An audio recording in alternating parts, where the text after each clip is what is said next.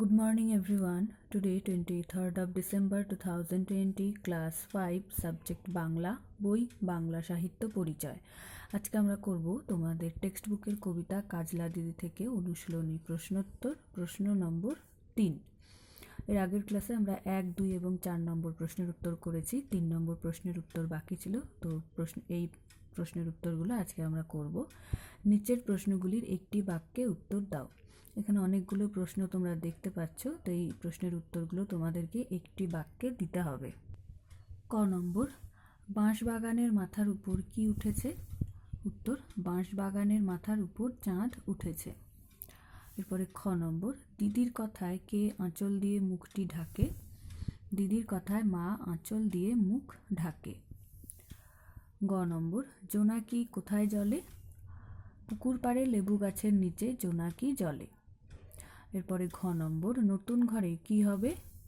নতুন ঘরে পুতুলের বিয়ে হবে। ঙ নম্বর, শিউলি গাছের তলা কিসে ভরে গেছে? শিউলি গাছের তলা চাঁপা ফুলে ভরে গেছে। চ নম্বর, লেবুর তলে পুকুর পাড়ে ঝোপে ঝাড়ে কি ডাকে? লেবুর তলে পুকুর পাড়ে ঝোপে ঝাড়ে ঝিঁঝি ডাকে। এরপরে ছ নম্বর, কবিতায় শিশুটির দিদির নাম কি? কবিতায় শিশুটির দিদির নাম কাজলা। এরপরে বর্গীয় জ নম্বর, দিদি শিশুটিকে কি শোনাতো? দিদি শিশুটিকে কবিতা শোনাতো।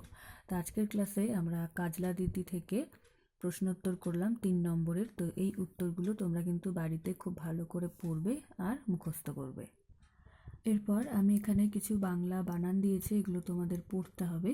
পৌরোহিত্য, পয় ঔকার বয় শূন্য র, হয় রস্যি তয় জফলা, পৌরোহিত্য। অশ্বত্থ, স্বরেয় তালব্য শয়ে বফলা, তয় থ অশ্বত্থ।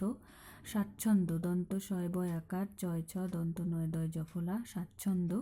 কেন্দ্রীয়, কয়কার দন্ত নয় দয় রফলা দীর্ঘি অন্তস্থ অ, কেন্দ্রীয়। ব্যঙ্গ, বয় জফলা উয় গ ব্যঙ্গ। Thank you.